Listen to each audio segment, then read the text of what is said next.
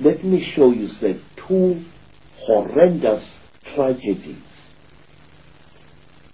When the Belgians colonized the Congo, which is today the Democratic Republic of the Congo, King Leopold declared that the Congo was to be his personal property. And King Leopold and his men tortured and murdered several million black Congolese people in an act of genocide equal only to what the Nazis were later to do to the Jews. But under savage ill treatment, under savage torture and humiliation, the Congolese, virtual slaves in their country, still respected Christian missionaries and followed them and gained hope from them.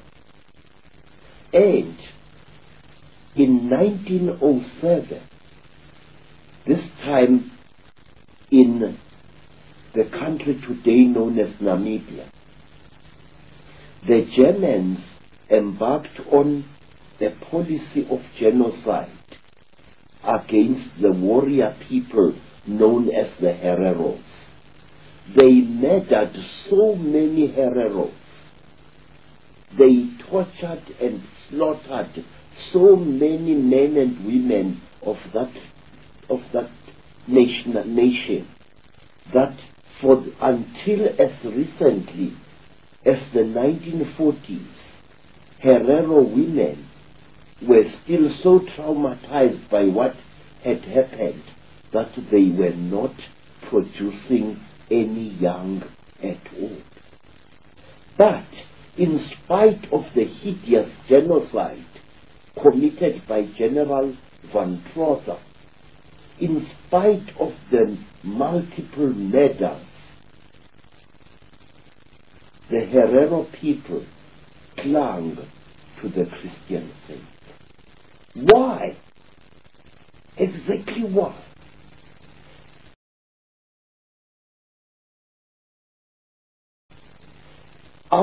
I now come to my people, the Zulus.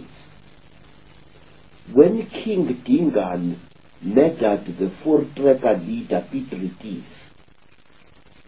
the act was watched by Reverend Owen and Reverend Halstead from their mission station, which was built on a hill overlooking King Dingaan's great village. Halstead and Owen, unharmed by Dingaan, decided to flee from the place after that. And Dingaan was deeply sorrowed that his favorite preachers had decided to leave him. And King Cetshwayo, the warrior king who won the Battle of Isandlwane in 1875 or thereabouts, never harmed missionaries. And a king who followed Cetshwayo, King Dinizulu, who was brutally tortured by the English, had a great friend in Bishop Colenso, a Christian bishop, and his daughters, one of whom was called Mary. Although he had suffered so much at the hands of the British authorities, King Dinizulu never abandoned his white Christian friends. They comforted him, and he depended desperately upon them and their Bible in his darkest hours. Would the same basic story, Credo, be true of how the British, or the Illuminati based in Britain, took over Australia too? Yes, I have found exactly the same stories. the Aborigines, like Africans, were deliberately softened up long before they were colonized by the white people. There were men, mysterious men, who often posed as gods, who undermined the will of the Aborigines to resist the encroachment of the colonialists.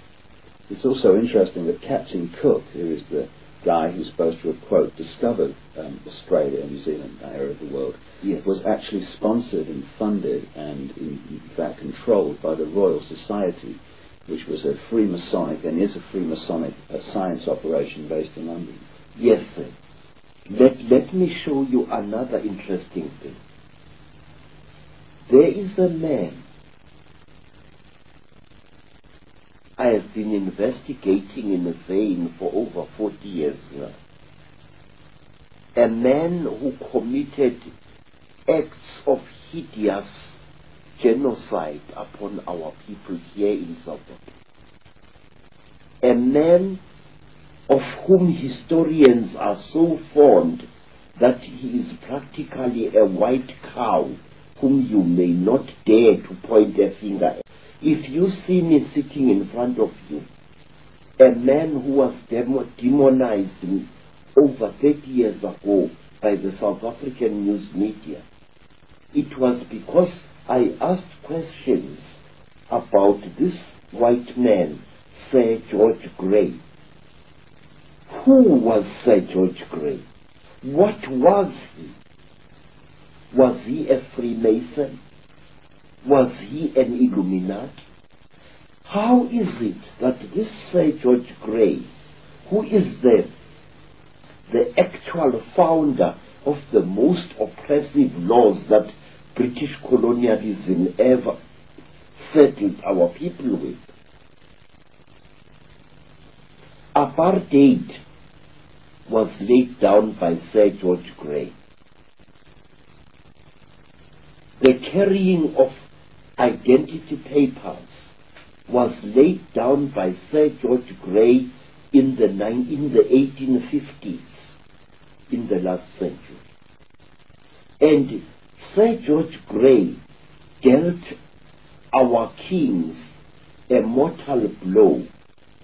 But let me first tell you, this man was sent from London to quell a Maori rebellion in New Zealand, which had defeated the efforts of military men.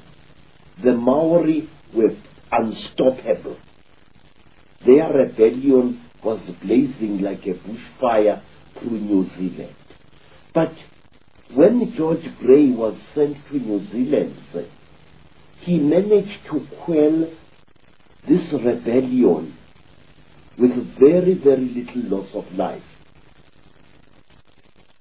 What did George Grey do?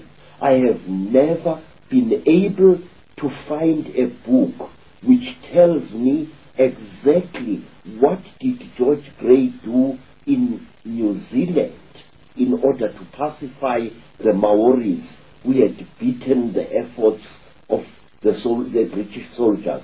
Because that same George Grey was brought from New Zealand to South Africa in order to quell a great rebellion by the Xhosa people. And George Grey used outright trickery in order to force the Xhosa people to actually destroy themselves. George Grey deliberately and cold-bloodedly tricked the Xhosa people into slaughtering their own cattle, burning their own crops. It is one of the saddest stories of our country's blood-drenched history. And almost overnight, George Grey reduced the Xhosa people of the Eastern Cape into a nation of dying skeletal starvelings, because After George Grey had manipulated the Xhosas with raw trickery into destroying their crops, destroying their cattle, he practically had them on the plate. Hunger, raw hunger and starvation achieved what military might had failed to achieve after many embattled decades.